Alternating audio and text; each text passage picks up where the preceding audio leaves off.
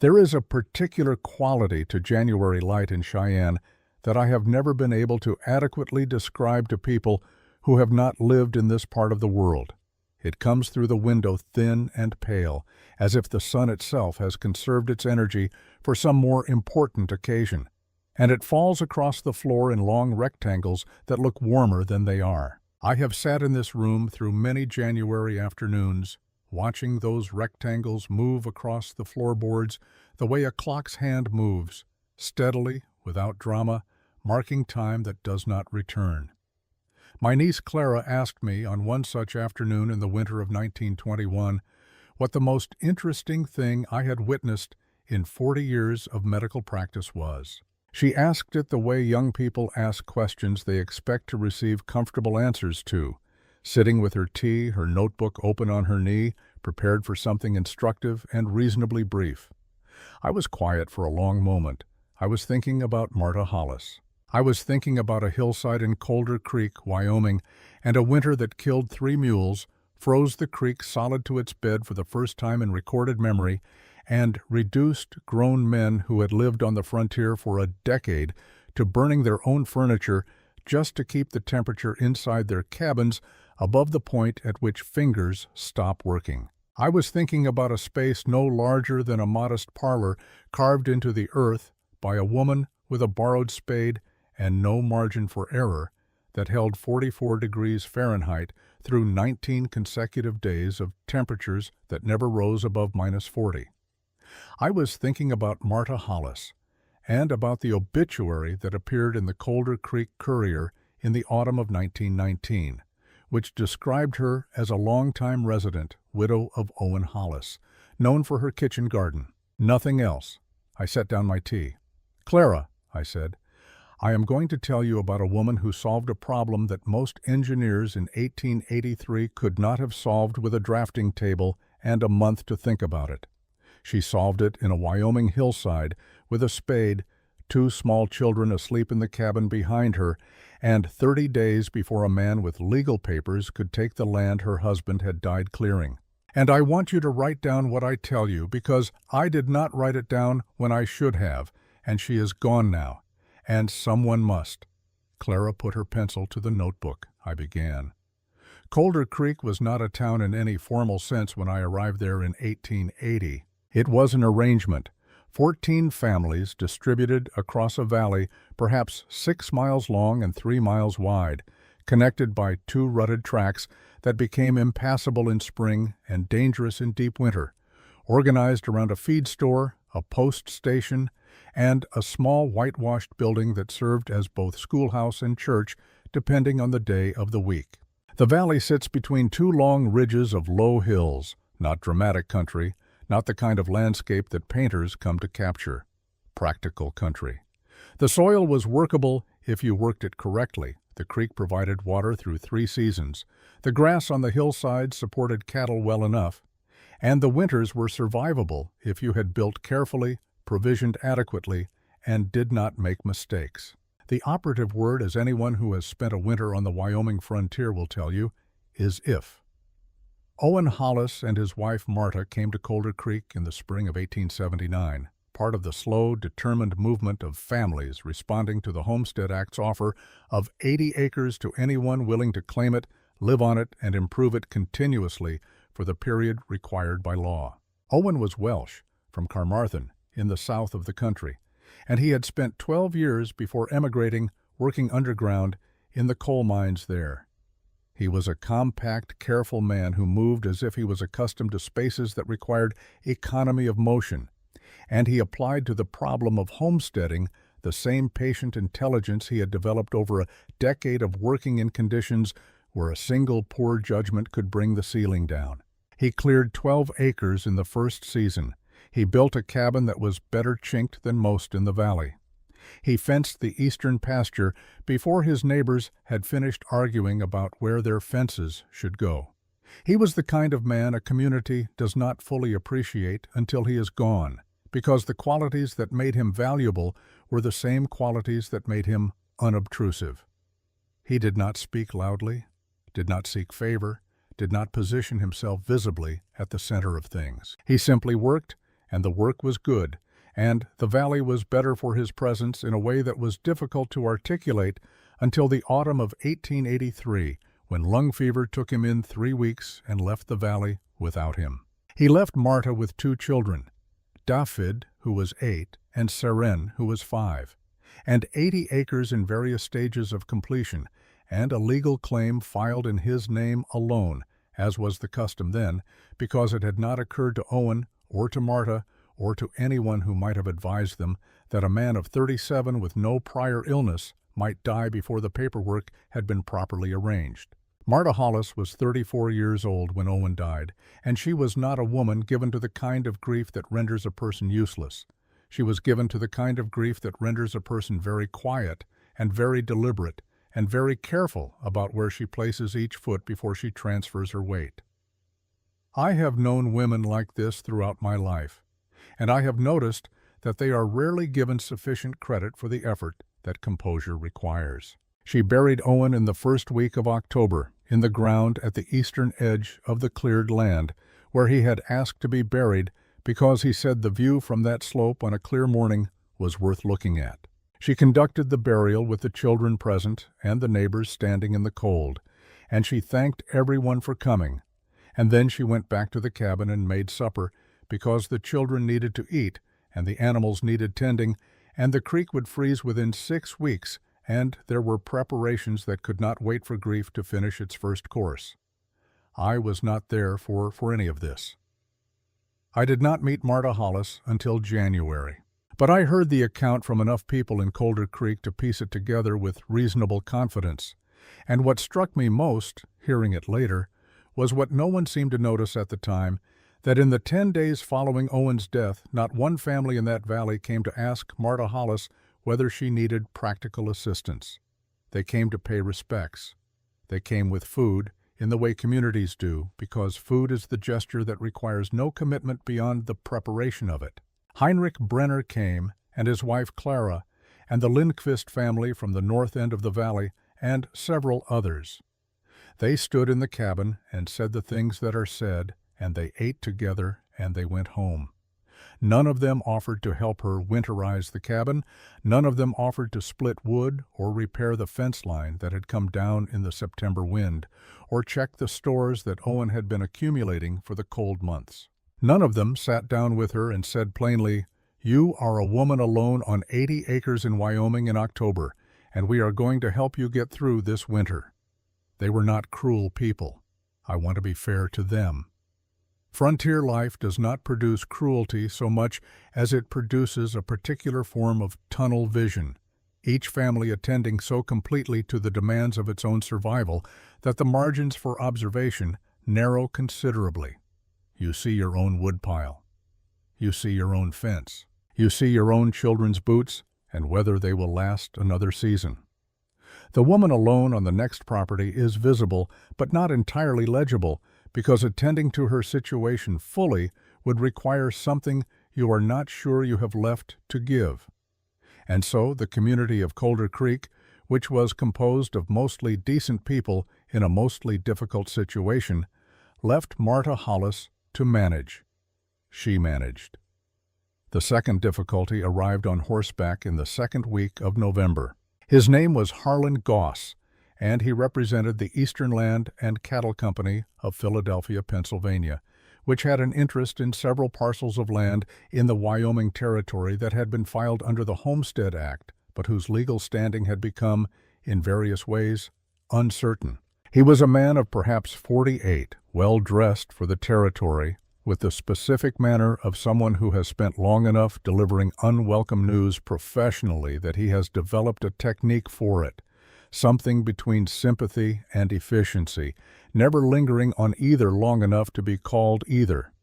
He told Marta what the legal situation was in the time it took to drink a single cup of coffee, and he told it clearly, and he was not unkind about it. Owen's claim was filed in his name. Under Wyoming territorial law as it stood in 1883, a widow did not automatically inherit a homestead claim. She could establish her right to it, but she needed to demonstrate, through documentation and witness testimony, that she had continuously improved the land and maintained habitation. Without that documentation, filed at the county office in a town 18 miles away, the claim reverted to the Territorial Land Office for reallocation within 30 days. Marta had $16 in a tin box under the floorboard. The roads to the county seat would be impassable within 2 weeks. The nearest lawyer she knew of by name charged fees she could not pay. She asked Goss one question before he left. She asked him what specifically constituted evidence of continuous improvement under the law.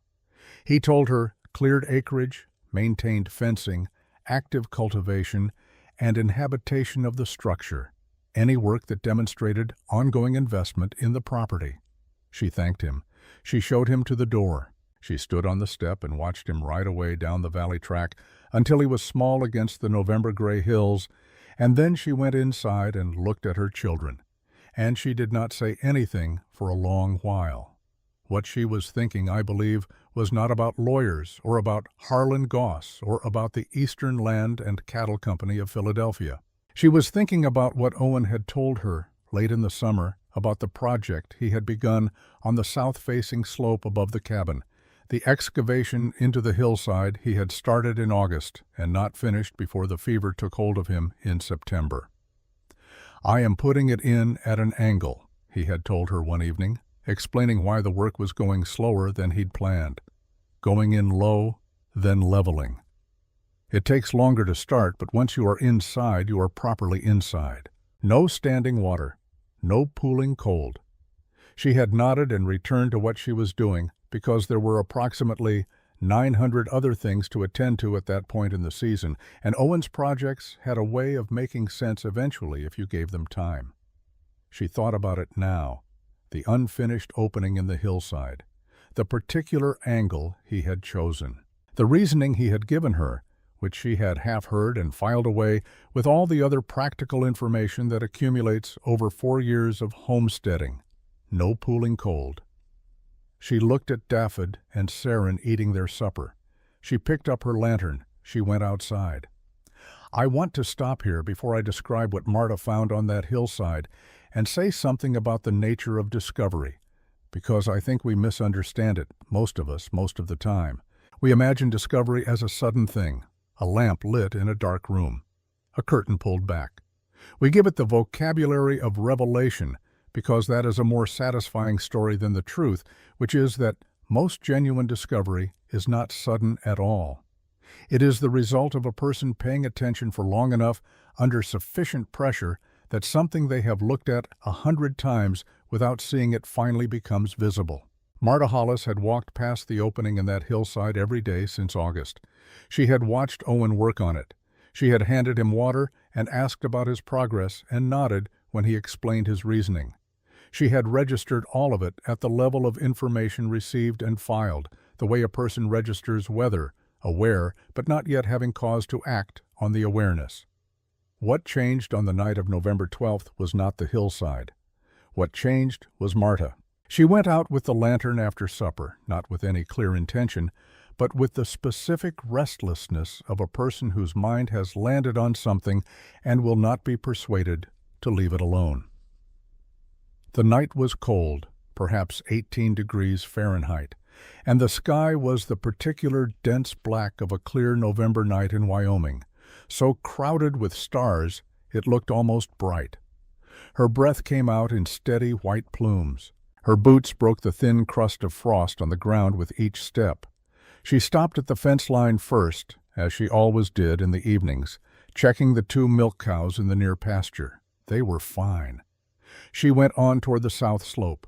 She had almost reached the entrance to Owen's unfinished excavation when she saw the porcupine. It was sitting at the very lip of the opening, attending to something on the ground with the focused indifference of its species, entirely unbothered by the cold or by the lantern light swinging toward it across the frost. It was a large animal, well-fleshed, with the settled look of something that had been comfortable for some time. When Marta came close enough that any sensible creature would have moved, it shifted perhaps 2 feet to the left, considered her briefly, and returned to its business. She stood and watched it for a moment. Then she looked at the opening behind it. This particular porcupine, or one very like it, she had seen on or near this slope at least 4 times since August. She had not thought much about it. Porcupines were common enough in the valley, and this section of the hillside offered good foraging. But standing here now, in November, at 18 degrees, she found herself wondering what specifically had drawn the animal back to this exact spot on this particular evening, when the rest of the hillside offered nothing that this spot did not also offer. She knelt down and held her lantern close to the ground just inside the opening. She stayed very still and paid attention. The cold air around her touched her face with the flat authority of a November night in Wyoming. She noted this. Then she turned her face directly toward the opening of the excavation, and she noted that too. The air moving out of the hillside was different.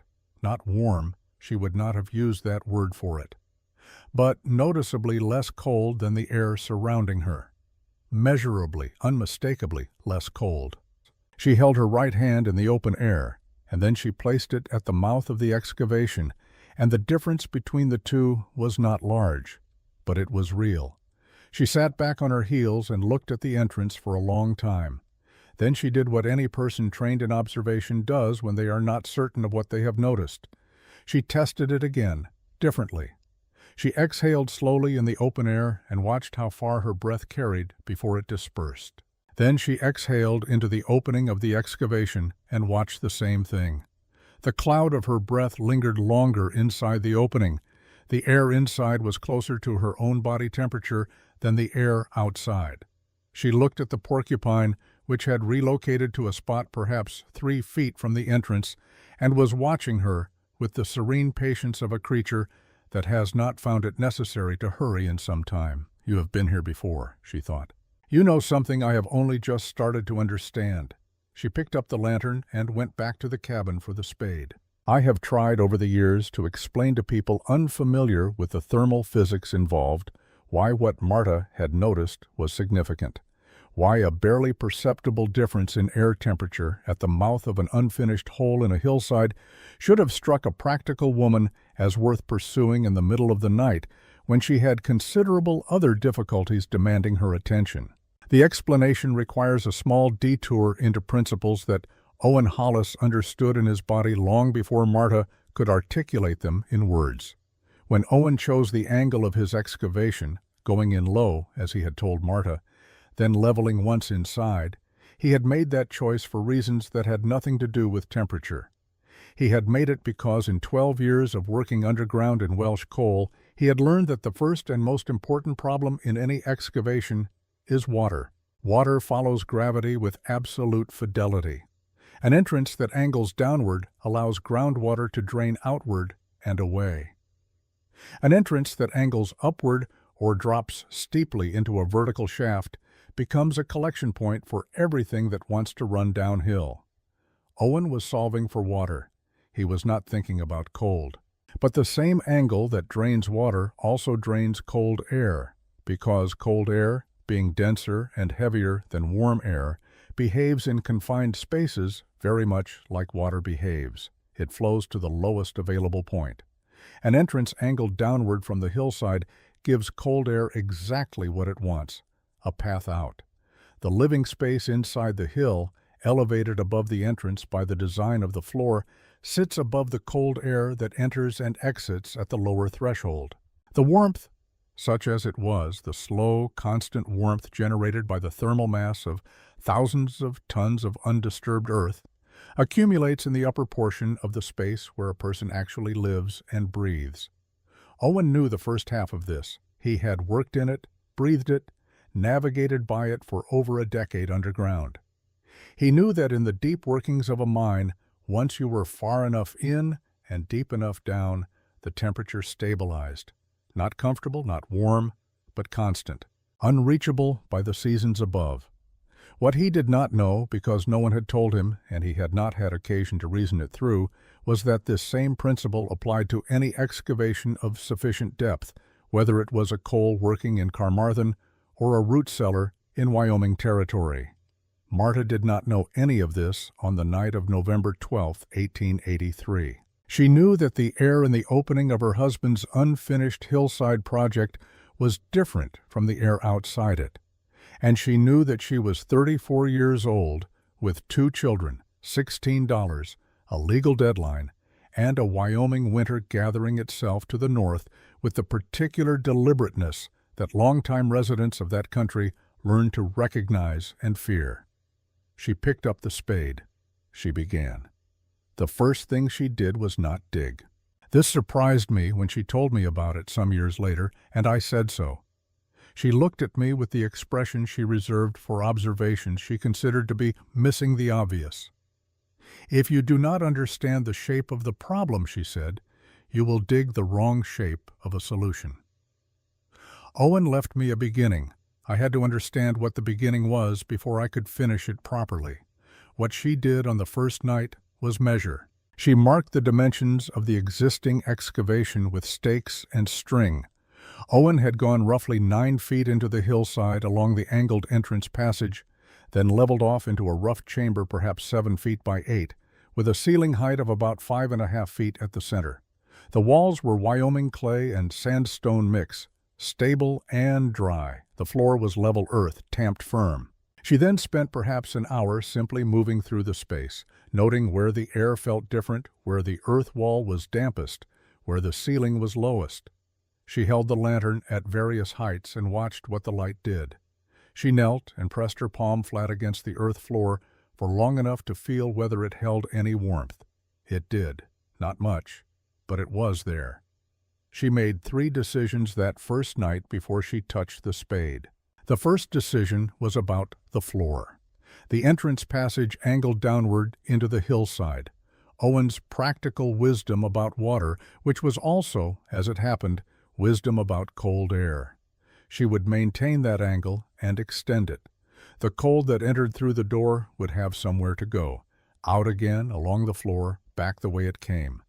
The living space itself would be elevated above the coldest layer of air. The second decision was about the walls. The earth was stable, but would shed particles and absorb moisture from human habitation. She needed a barrier, not for insulation, though that would help, but for durability. She had 40 bales of hay in the barn, more than she could use through the winter for 2 cows and a horse. Hay stacked against earth walls, 18 inches thick, would serve 3 purposes simultaneously. It would hold the walls in place. It would absorb any moisture before it could work inward, and it would trap the still air between its stalks in the way that any fibrous material traps air, creating a buffer against the cold. The third decision was about the entrance. Owen had planned a single door. Marta decided on 2. Not from any prior knowledge of architectural principle, but from simple observation of the problem. Every time a single door was opened in a cold winter, the warm air inside exchanged itself rapidly for cold air outside. 2 doors, with a gap of 3 feet between them, meant that at no point were both the inside of the shelter and the outside world in direct communication. The gap between the doors would hold a pocket of air that was neither fully inside nor fully outside, a middle temperature that softened the exchange. She had come to this conclusion by thinking about her own cabin, and specifically about the fact that standing in the doorway of her cabin on a cold night was noticeably less cold than standing in the open yard, even before she was inside. The threshold itself was already performing a partial version of what 2 full doors would accomplish completely. She was a practical woman. She did not call this reasoning. She called it sense. She began to dig. In the days that followed, she worked in a manner that strikes me now, knowing what I know about both construction and human endurance, as a model of disciplined efficiency. She was not working against a clock in the way that Anna Bergstrom, the Minnesota girl whose story someone told me once years later, had been forced to work with everything compressed into desperate midnight hours. Marta had a different problem and a different opportunity. Harlan Goss had told her that continuous improvement of the land constituted legal evidence of her right to the claim. Digging was improvement. Moving earth was cultivation in the broadest legal sense. She could work in daylight, openly, and the work itself was her defense. She worked in the mornings after the children were settled at their lessons. Dafydd was old enough to manage Seren's reading hour, and she worked again in the late afternoons while there was still light. Dafydd brought her water. Seren came to the entrance of the tunnel sometimes and watched with the attentive curiosity of a 5-year-old who has decided that what her mother is doing is the most interesting thing currently happening in the world. The chamber expanded by roughly 2 feet in each direction over the first 4 days. By the end of the first week, Marta had a space 14 feet deep, 12 feet wide, and 6 feet high at the crown, with the angled entrance passage preserved and extended, and the floor of the living area elevated 8 inches above the lowest point of that passage. She had also, in the evenings, solved the ventilation problem.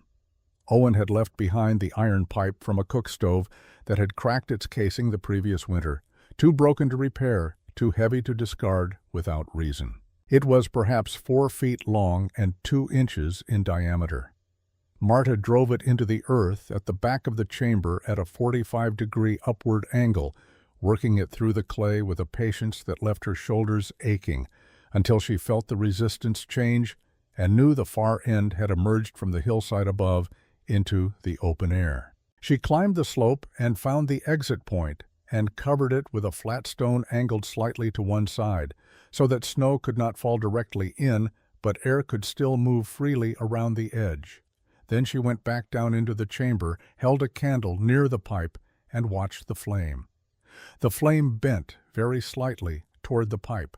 She sat in the chamber for a moment with the candle and listened to the sound of her own breathing.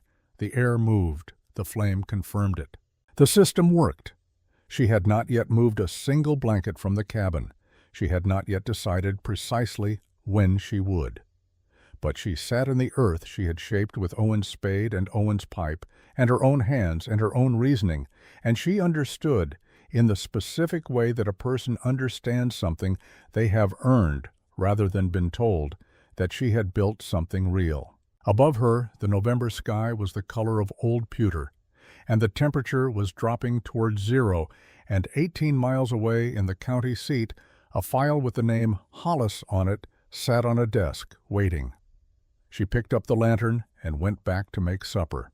There is a thing that happens to a person who works alone at a large physical task over many consecutive days. I have observed it in patients recovering from serious illness, the point at which the body stops protesting the effort and begins instead to organize itself around it, establishing rhythms of exertion and rest that are not decided consciously so much as arrived at, the way a river arrives at its channel.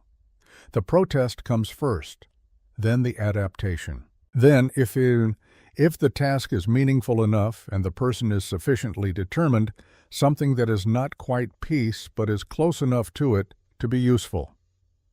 Marta reached this point on the 5th day. Before the 5th day, each morning presented itself as a separate negotiation between what needed to be done and what her body reported about its willingness to do it. Her shoulders had not been conditioned for sustained digging. Her hands blistered, healed to callus, blistered again in different places. The clay soil in the deeper sections of the chamber was harder than the surface material, requiring the spade to be worked in short, angled strikes rather than the longer strokes that used momentum efficiently. And this placed demands on her wrists and forearms that ordinary farm labor had not prepared her for. She did not stop. She had developed, by the 3rd day, a specific sequence for the work. She would loosen a section of the wall with the spade, working from the top downward to avoid undermining the earth above before she was ready to support it. She would then move the loosened material out through the entrance passage in the wooden bucket Owen had used for carrying coal, filling it, carrying it out to the south side of the slope, where the excavated earth became a low berm that would eventually serve as an additional windbreak, returning, filling again. The bucket weighed perhaps 30 pounds when full. She estimated she carried it out perhaps 40 times on a full working morning. On the 4th day, she hit rock. Not a large formation, a shelf of sandstone that intruded into the left wall of the chamber approximately 18 inches above floor level and extended perhaps 3 feet across before it ended. It was not in a position that could be dug around without compromising the wall's stability. It needed to come out. She sat in front of it for a considerable time. She did not have a drill. She did not have a hammer heavier than the one she used for fence nails. She did not have blasting powder, and if she had, she would not have used it underground with children 40 yards away. What she had was Owen's cold chisel, a 6-inch bar of hardened steel he had brought from Wales and used for exactly this kind of work in the mines, chipping at rock faces to assess their composition and find the lines along which they preferred to break. She examined the sandstone shelf. She tapped it in several places with the back of the spade and listened to the sound it made.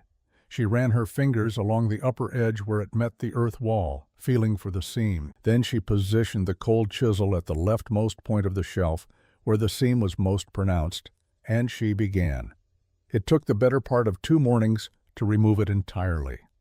Her right arm shook at the end of each session in a way it had not done since the early days of fencing, when she and Owen had spent an entire week driving posts into ground that didn't want them. She ate more at midday than she normally would, understanding that the work required fuel she was not replacing quickly enough. But the rock came out, section by section, in pieces ranging from a handful to a chunk, requiring both arms and considerable language she did not use in front of the children. It came out. She stacked it at the entrance to the passage, fitting the pieces together with the automatic competence of someone who had spent 4 years building and repairing things that needed to last. The stacked stone would serve as a partial barrier at the base of the outer door frame, thermal mass that would absorb what warmth the day offered and release it slowly through the night. By the afternoon of the 6th day, the chamber was the shape she had designed. She began on the insulation that same evening after supper by lantern light. I asked her once, when I knew her well enough to ask such things, whether working by lantern light in an underground space had troubled her, whether the closeness of the earth walls, the particular quality of that compressed darkness beyond the lantern's reach, had produced in her the claustrophobia that afflicts so many people when deprived of open sky. She considered the question with the seriousness she brought to questions she found genuinely interesting. Then she said, "It was Owen's smell mostly. The earth in there smelled like him, like the coal dust that never entirely washed out, and the particular cold mineral smell of underground work. It was not comfortable, but it was familiar, which is different." She brought the hay bales in one at a time through the entrance passage, a task that required angling each bale diagonally through the opening and then maneuvering it upright inside the chamber. 40 bales at 40 pounds each. She stacked them 2 deep against all 4 earth walls, floor to ceiling where the ceiling permitted, packing them tight enough that they held their position without bracing. The hay was not fresh. It was from last year's cutting, dry and slightly compressed from storage, which made it better for this purpose than new hay would have been. The older material had already settled into itself, its air pockets stabilized, its insulating properties fully developed. The sleeping platform came next. She built it from lumber salvaged from Owen's woodpile, specifically from a section of planking he had stored for a planned addition to the cabin that he had not lived to begin. The platform stood 18 inches above the earthen floor on 4 short legs, braced at the corners, wide enough for herself and both children side by side with the quilts spread flat. She positioned it against the back wall of the chamber, the farthest point from the entrance, where the air temperature would be most stable and the cold drainage along the entrance passage would have the least effect. The elevation mattered. I explained to Clara, as carefully as I could manage, why this was not an arbitrary choice. In any enclosed space in cold conditions, the air stratifies. Cold air settles toward the floor. Warmer air accumulates above it. The difference across 18 inches of vertical space in a properly insulated earth chamber might be only 3 or 4 degrees, but 3 or 4 degrees maintained across the length of a winter night is not nothing. It is the difference between sleeping and not sleeping. It is the difference between waking rested enough to work and waking depleted in a way that compounds day after day into something dangerous. Marta knew none of this in the vocabulary I have just used. She knew it the way she knew most things, by observation and by the considered application of what observation had taught her. She had noticed, in the cabin, that the children sleeping in the loft were warmer than she was sleeping below them. She built the platform. The 2 doors she constructed on the 8th and 9th days, working with the particular focus of someone who has reached the point in a large project where the end is visible and the work becomes specific. The outer door was built from the lumber of a feed crate Owen had kept behind the barn. Thick pine planking, well seasoned, with a natural resistance to warping and temperature change. She fitted it to a frame she set into the earth at the outer end of the entrance passage, measuring the fit carefully because a door that does not fit its frame properly in mild weather will either swell shut or gap open in extreme cold, and either outcome was unacceptable. The hinges were the difficulty. Iron hinges were adequate in most temperatures, but deep cold makes iron brittle at the contact points, and a hinge that fails means a door that cannot close, which in serious winter conditions is a structural failure of the most immediate kind. She had in the barn a length of rawhide she had kept from the previous autumn's butchering, intending to use it for harness repair. She soaked it in water until it was flexible, then cut it into 4 strips and doubled each strip over the hinge points, lashing it tight with smaller cord. Rawhide, she knew, contracts and tightens as it dries. It would grip more firmly in cold than in warmth, which was precisely the opposite of what iron did. She had not planned this solution in advance. She had looked at the iron hinges she had available, thought about what cold does to metal, and found the alternative in the barn because she went looking for one. This is, I have come to believe, the essential description of practical genius on the frontier. Not the brilliant idea that arrives complete and luminous, but the willingness to keep looking until something presents itself. The inner door she built from woven willow branches, framed in a rough rectangle, with dried grass packed between 2 layers of the weave. It was not a beautiful door. It was not a door that would have been recognized as such in any town of consequence. But it hung in the frame she made for it, swung open, and closed reliably on leather pivot hinges, and created between itself and the outer door a pocket of trapped air approximately 3 feet deep that was maintained at a temperature between the outer cold and the inner warmth, a buffer, a graduated transition, a middle ground that prevented the violence of direct exchange. She stood in the gap between the 2 doors on the evening of the 9th day, her lantern held low, and breathed the air of that intermediate space. Then she opened the outer door and breathed the night air.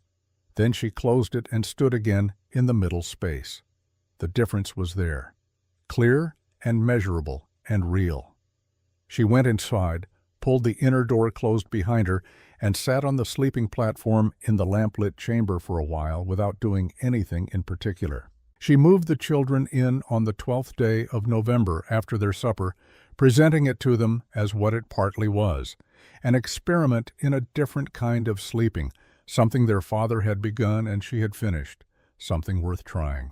David was 8, and 8 is old enough to understand that when your mother frames something as an experiment, she is being honest about the uncertainty involved while also communicating that the uncertainty is manageable and that she has prepared for it.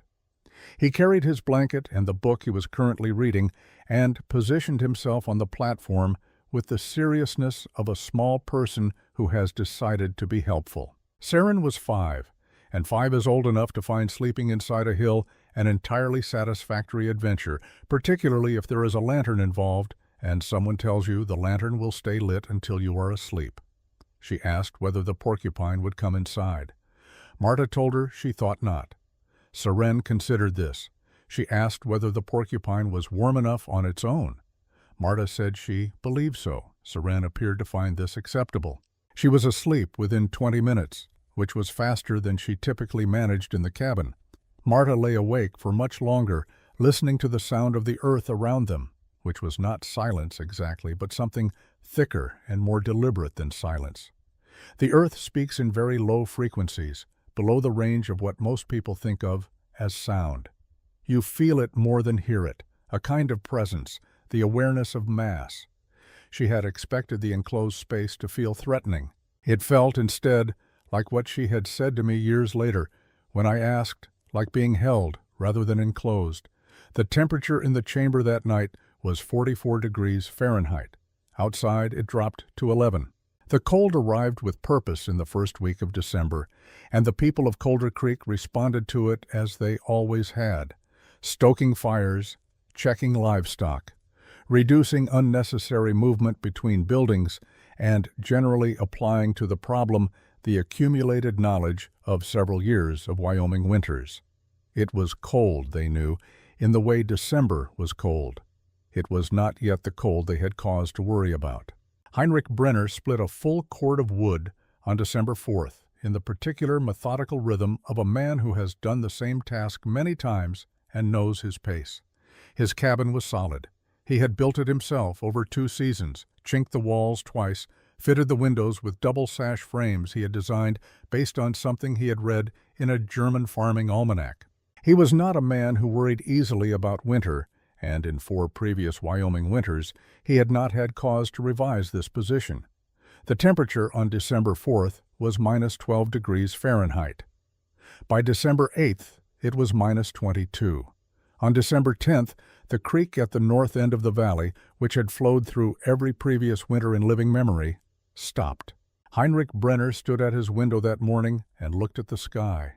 Clear, pale, the sun thin and far away above the ridgeline, and felt something he was not accustomed to feeling about winter. It was not fear precisely. It was the recognition, in a man who was honest with himself, that the information he had been working from had just become insufficient.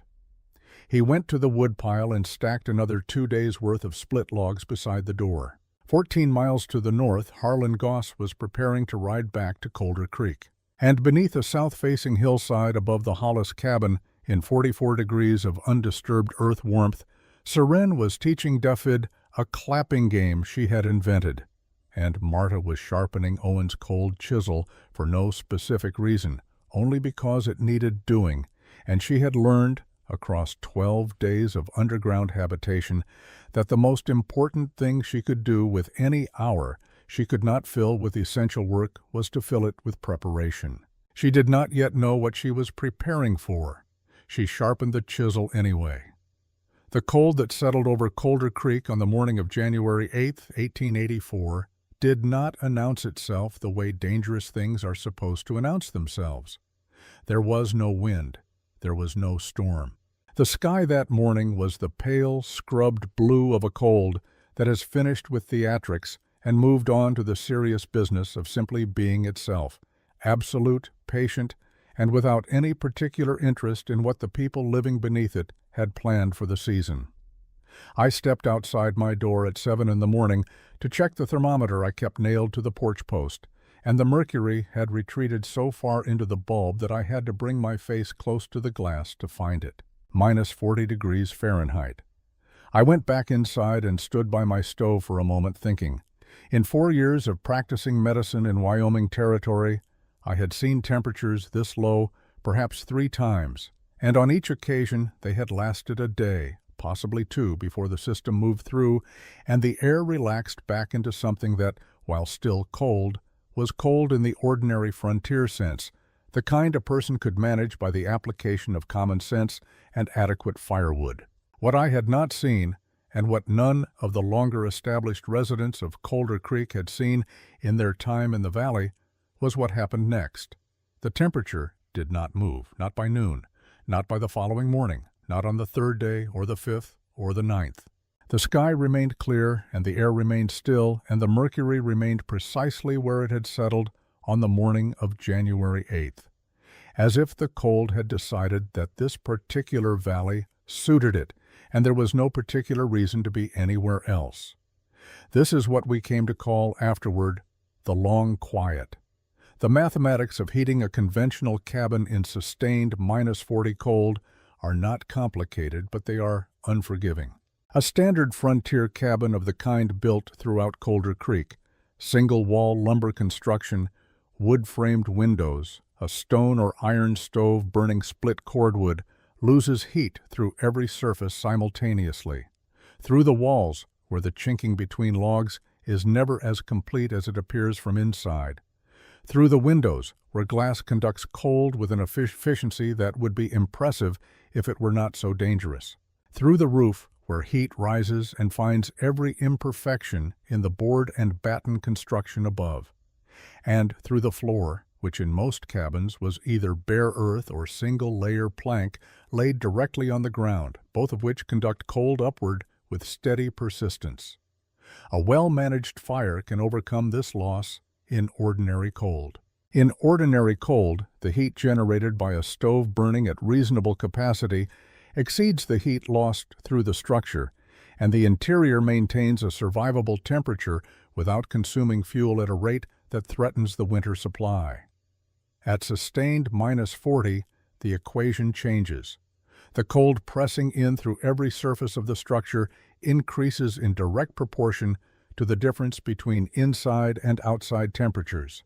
The greater that difference, the greater the pressure of infiltration. A stove working to maintain 55 degrees inside when it is -40 outside is working against a 95-degree differential, and it is working against it through walls that were built for ordinary winters, not for this one. Heinrich Brenner's cabin was the best built in the valley. He knew this, and he was right. It held longer than any other structure in Colder Creek. On the 7th day of the long quiet, his interior temperature was 41 degrees, with the stove burning at full capacity. On the 9th day, it was 37. On the 11th day, he began burning the chairs.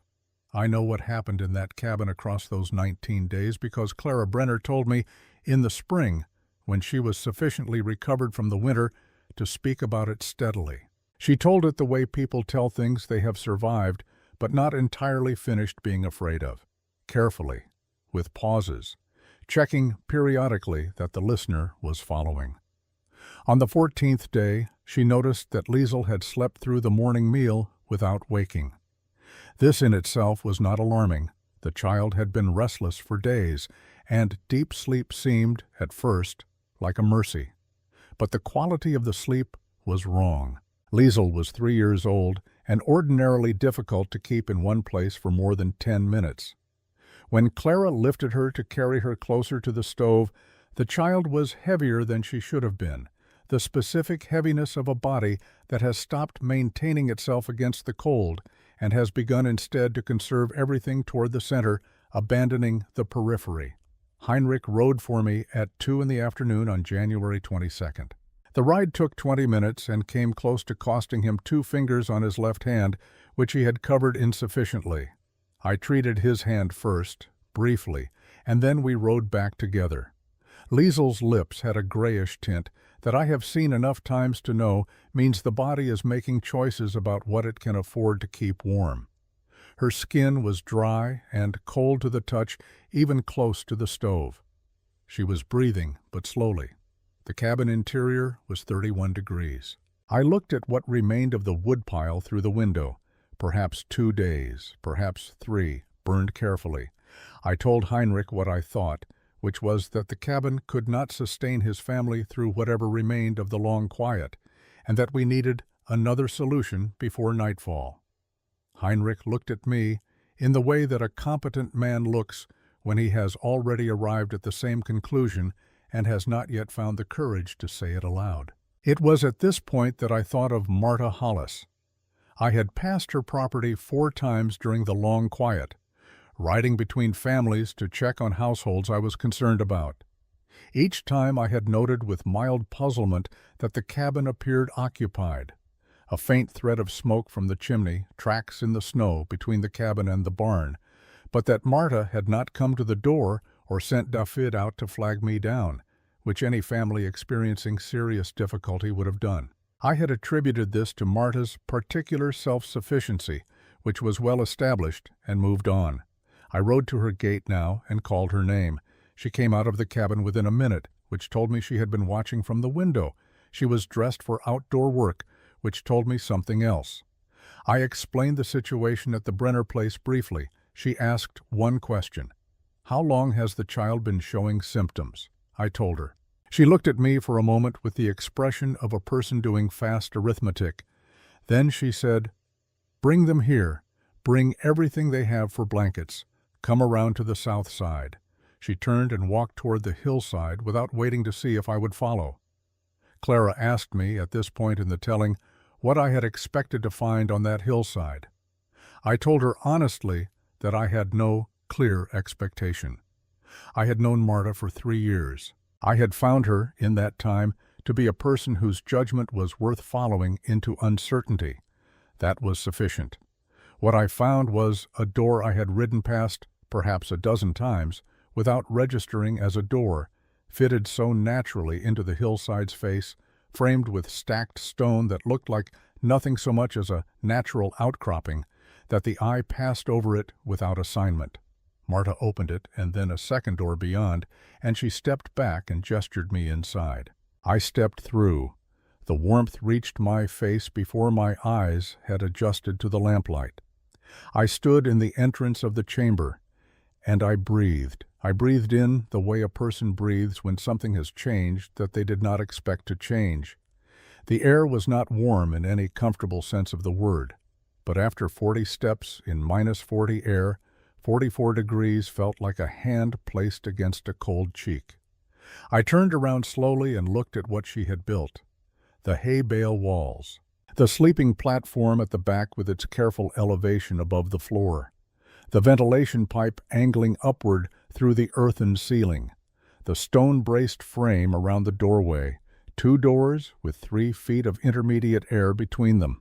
The oil lamp hanging from a wooden peg, its flame burning straight and steady in air that was moving, slowly, steadily, sustainably moving, through a system she had designed from first principles and a porcupine's habits and her dead husband's unfinished work.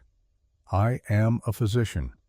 I have studied the body's relationship to temperature in more detail than most people find necessary.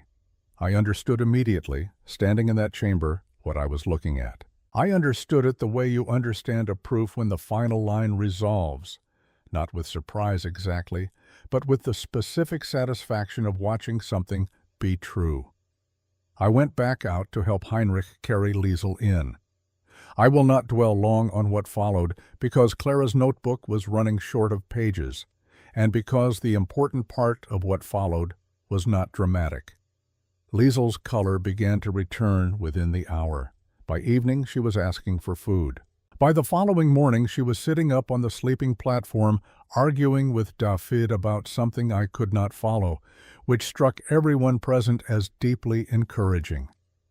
The 5 of us stayed in that chamber for 7 more days, until the long quiet finally released its hold on the valley and the temperature rose, in the course of a single morning, from -40 to -12, which felt, after 19 days, remarkably like spring.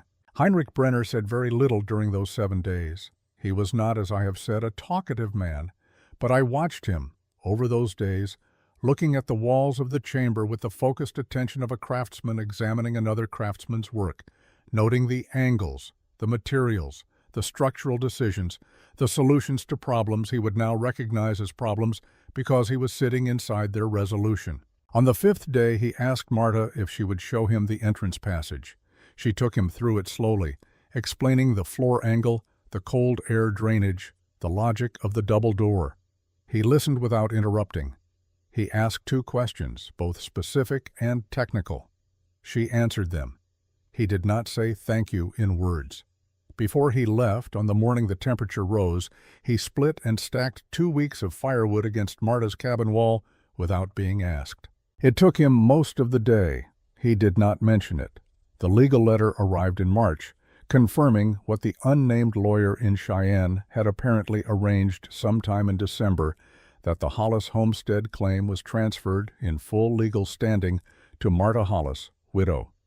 She read it once, folded it, and placed it in the tin box beneath the floorboard where she kept Owen's photograph and $16 that she had not needed after all. By April, Heinrich Brenner had begun his own earth shelter, dug into the north face of the ridge behind his cabin.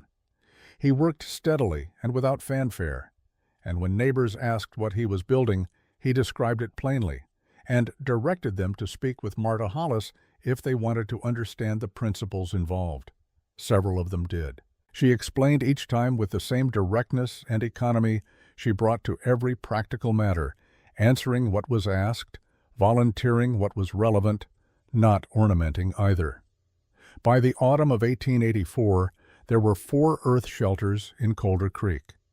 By 1887, 9. By 1890, the design had reached 3 neighboring valleys, carried by settlers who had seen the Colder Creek structures and understood, without needing it explained at length, what they were looking at. Nobody named it. Nobody needed to. My niece Clara set down her pencil when I finished, and we sat for a while in the January room with the light going thin and the tea long cold. She asked me why I had not written this down at the time. I told her the truth, that I had written a medical report and sent it to the Territorial Health Office, and received no reply, and had not found, in the years that followed, the specific form of courage required to insist that something be remembered when the people with the authority to remember it had decided it was not worth their attention.